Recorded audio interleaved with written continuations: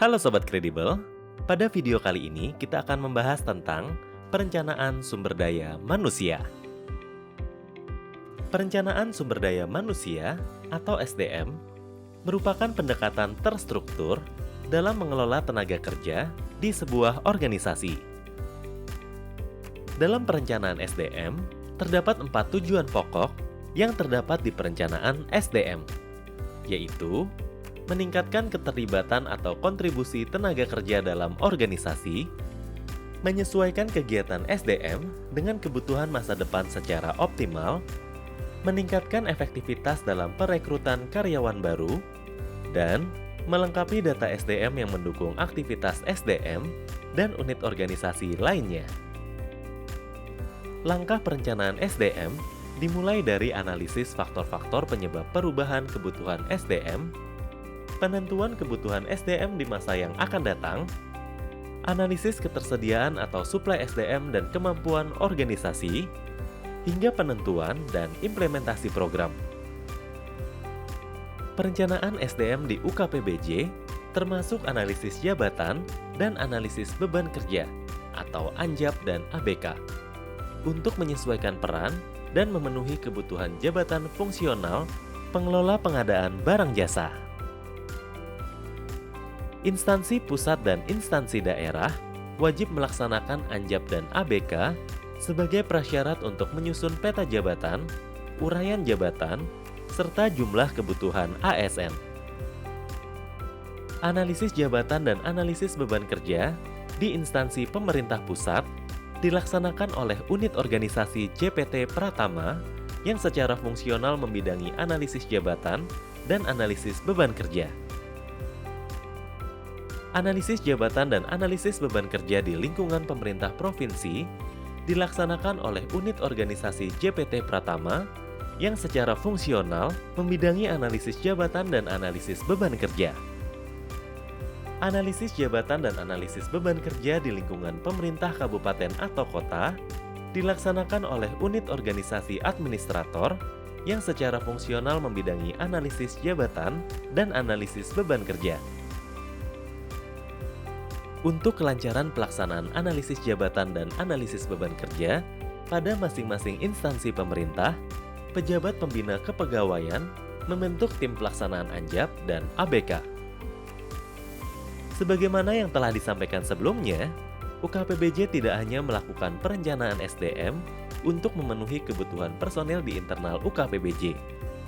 Namun, UKPBJ juga bersinergi dengan unit pembina kepegawaian juga melakukan pemenuhan kebutuhan SDM pengelola PBJ atau khususnya JFPPBJ.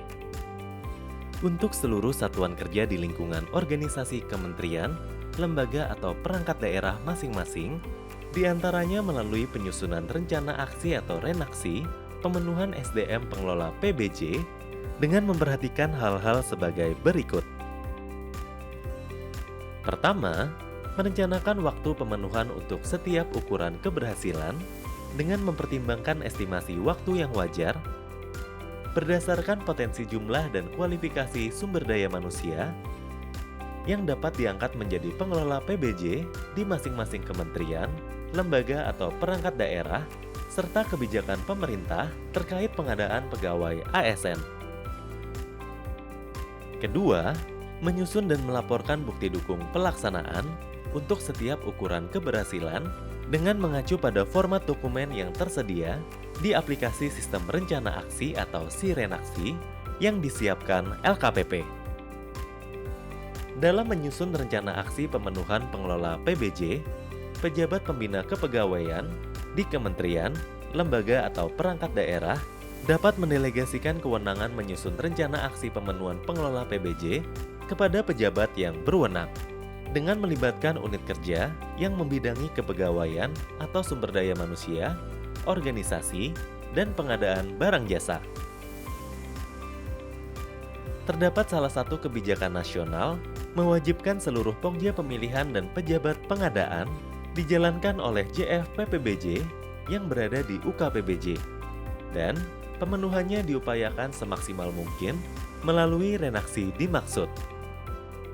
JFPPBJ merupakan jabatan karir PNS yang termasuk ke dalam jabatan fungsional kategori keahlian. Adapun jenjang jabatan JF-PPBJ adalah sebagai berikut. Pengelola PBJ Ahli Pertama, Pengelola PBJ Ahli Muda, Pengelola PBJ Ahli Madya.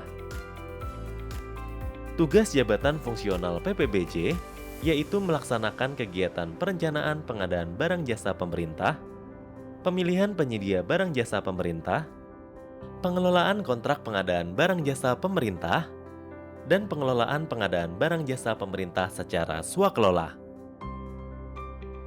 Penetapan kebutuhan PNS dalam jabatan fungsional PPBJ dihitung berdasarkan analisis jabatan, analisis beban kerja, dan peta jabatan.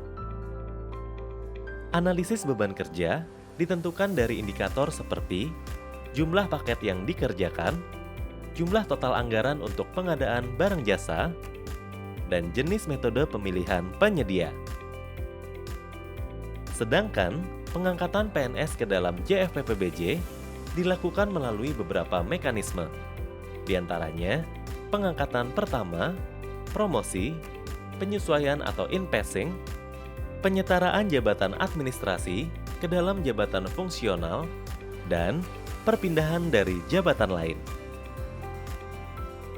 Pedoman penyusunan kebutuhan JF-PPBJ yang diatur oleh LKPP bertujuan untuk memberikan panduan bagi pejabat pembina kepegawaian di kementerian, lembaga, atau perangkat daerah dalam melakukan penghitungan, penyusunan, dan pengusulan kebutuhan JF-PPBJ di kementerian, lembaga, atau pemerintah daerah.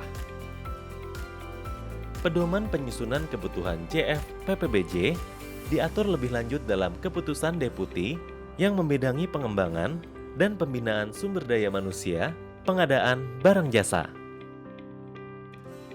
Sekian video tentang perencanaan SDM PBJ. Sampai jumpa di pembahasan selanjutnya.